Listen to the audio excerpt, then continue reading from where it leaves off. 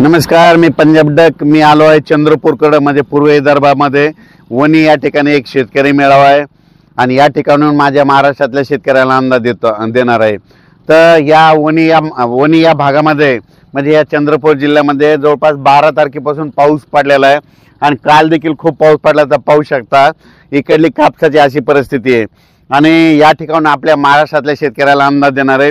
सर्वप्रथम मी पूर्व विदर्भात आहे म्हणून पूर्व विदर्भातल्या शेतकऱ्याला सांगू इच्छितो की म्हणजे तुमच्या चंद्रपूर जिल्हा झालं, वणी तालुका झालं, यवतमाळ, त्याच्यानंतर नागपूर जिल्हा, वर्धा, नागपूर, भंडारा, गोंदिया, तुमच्या भागाकडे जवळपास म्हणजे 20 ऑगस्टपर्यंत जोरदार पाऊस पडणार आहे.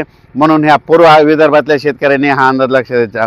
त्याच्यानंतर खास करून शेतकऱ्याला अंदाज सांगायचा आहे पश्चिमी विदर्भातल्या शेतकऱ्याला सांगू इच्छितो की आज 14 ऑगस्टपासून ते 21 ऑगस्टपर्यंत दररोज म्हणजे बुलढाणा जिल्हा झालं, अकोला जिल्हा झालं, वाशिम जिल्हा झालं, त्याच्यानंतर अमरावती जिल्हा झालं, तुमच्याकडं दररोज म्हणजे 20 ऑगस्टपर्यंत दररोज वेगवेगळ्या भागात जोराचा पाऊस पडणार आहे. म्हणून पश्चिमी विदर्भातल्या शेतकऱ्यांनी आज रात्रीपासून पाऊस सुरू होणार आहे म्हणून हा अंदाज लक्षात द्यायचा. त्याच्यानंतर मराठवाड्यात आज सकाळपासूनच पाऊस सुरू झालेला आहे.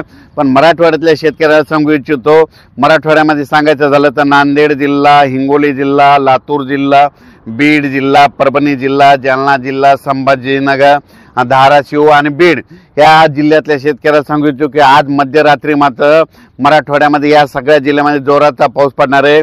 म्हणजे 14 ऑगस्टपासून ते 21 ऑगस्टपर्यंत दररोज वेगवेगळ्या मराठवाड्यातल्या जिल्ह्यामध्ये दररोज जोराचा पाऊस पडणार आहे. म्हणून मराठवाड्यातल्या शेतकऱ्यांनी हा अंदाज लक्षात द्यायचा. आता त्याच्यानंतर मराठवाड्यामध्ये संभाजीनगर देखील खूप पाऊस पडणार आहे म्हणून ही अंदाज लक्षात द्यायचा. त्याच्यानंतर सांगायचं झालं तर सगळ्यात महत्त्वाचं उत्तर महाराष्ट्र, कारण की उत्तर महाराष्ट्रामध्ये काय झालं, नंदुरबार जिल्हा झालं, धुळे जिल्हा झालं, जळगाव जिल्हा झालं, नाशिक जिल्हा झालं, त्याच्यानंतर निपाड तालुका, चाळीसगाव तालुका, त्याच्यानंतर येवला, कोपरगाव या भागामध्ये काय झालं म्हणजे पाऊस खूप कमी आहे. तर नाशिक जिल्हा, त्याच्यानंतर जळगाव जिल्हा, धुळे जिल्हा, नंदुरबार जिल्हा या जिल्ह्यातल्या सर्व तालुक्यातल्या सगळ्या शेतकऱ्यांना सांगू इच्छितो की तुमच्याकडे आज मध्यरात्रीपासून पाऊस सुरू होईल. पण तुमच्याकडं मात्र जवळपास 21 ऑगस्टपर्यंत धो पाऊस पडणार आहे. तुमच्या इकडे मुसळधार पाऊस होणार आहे. अतिवृष्टी देखील तुमच्या धुळे जिल्हा, नंदुरबार जिल्हा, जळगाव जिल्हा, नाशिक जिल्हा, अहिल्यानगर भागात होणार आहे म्हणून हा अंदाज लक्षात द्यायचा. म्हणजे आत्तापर्यंत तुम्हाला जी कमी पाऊस पडला त्याची सगळी सरासरी या जवळपास 20 ऑगस्टपर्यंत तुमची भरून जाईल. म्हणून खास करून उत्तर महाराष्ट्रातल्या शेतकऱ्यांनी हा अंदाज लक्षात द्यायचा.